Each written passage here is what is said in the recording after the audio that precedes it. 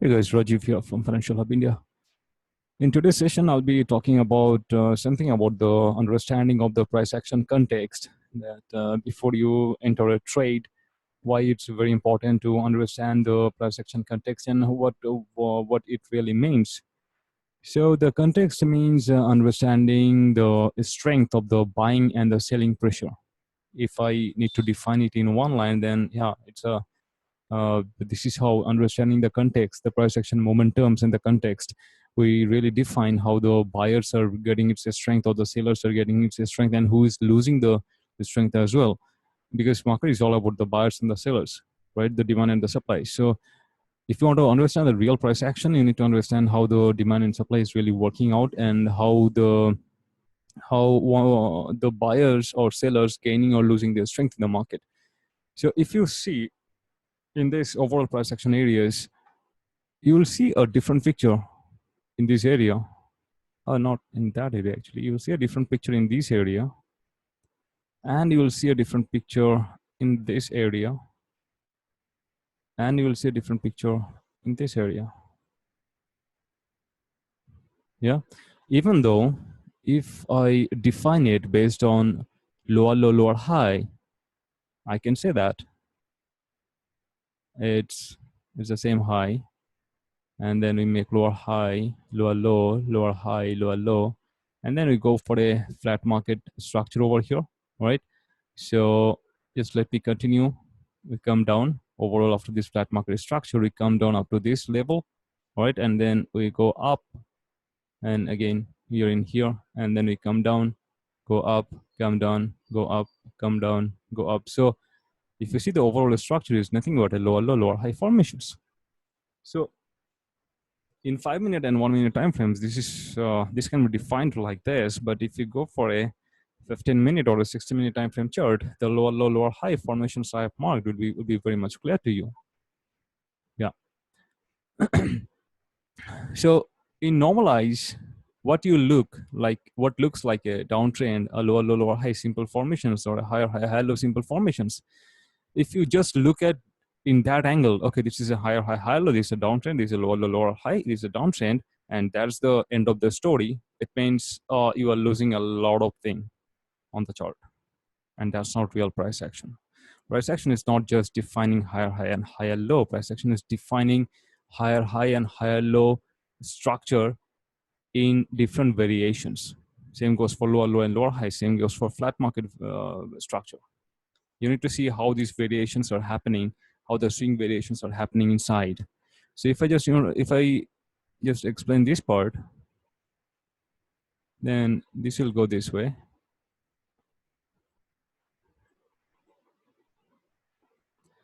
Okay, so first of all, in terms of volatility, you'll see this part when the downtrend started, this part was not much volatile. And then we got some volatile momentum. And then you see it goes again non-volatile. All right. So what does it mean basically? In volatility, when the price is very much volatile, it shows larger presence of the buyers and sellers. See, something is moving a lower low, low, a higher high, higher low build up this way, and a higher high, higher low build up this way. There are differences, isn't it? When you go this way, you don't have much liquidity in the market. You don't have much larger presence of the buyers and the sellers as well. But here you have much larger presence of the buyers and sellers, both the side. Even though you're making higher high, higher lows in a theoretical terms, but this is not the kind of higher high and higher lows you want to see in an uptrend. The kind of higher high and higher lows you want to see in an uptrend with the dominancy of the buyers, where the buyers are really dominant, and that formation should be this way, where the up move is much higher than the down move. It means the strength of the up move is much higher than the sellers. The buyers are more strong in these scenarios than the sellers, right? Very little corrective swings. Yeah. So if you just see theoretically, if you're just going through price action thing, the first thing you come to know higher high, higher low, lower low, lower high. All right, to define a trend. But if you don't understand those variations in terms of context, you'll be missing a lot of things, and those price action won't work out for you. So here, this is a example of higher high and higher low.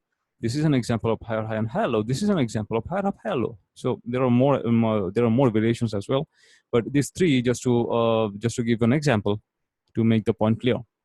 So in higher high higher low, we have three different variations, which communicates in three different ways to you. So this is price action context. This is a different context. This is a different context. This is a different context. And you need to understand this context before you go for an application of your strategy. In a higher high low, you're going for buy strategy, right? But what if you're going for a breakout strategy when the market is market has such kind of volatility? It don't work out. Your breakouts will hit your stop losses, because you'll try for a breakout in here and the price going back down and hit your stop loss. Your breakout will not work out here, because right after the breakout, you have the price turns down. Right after breakout, the price turns down. Right after breakout, the price turns down. So your breakout strategies don't work out here. Your breakout strategy would not work out here even. Oh, no, sorry. Your breakout strategy will work out here in such scenarios, because you have after the break of last high, you have the smooth momentum. But again, your pullback strategies don't work out here, because it's not pulling back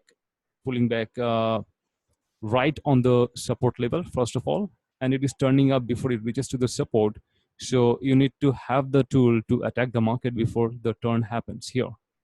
So in your pullback strategies, if you have the strategies to trade the key levels only based on the pullbacks, then you will be failing here.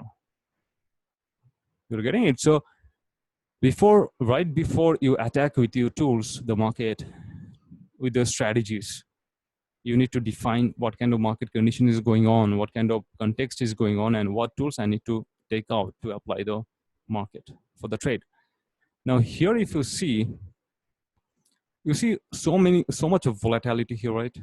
And even though it's a volatile market, but we see the selling push are much stronger. See, the price takes a lot of time to go up, but it doesn't take much time to come down. So it shows you the strength of whom? Sellers.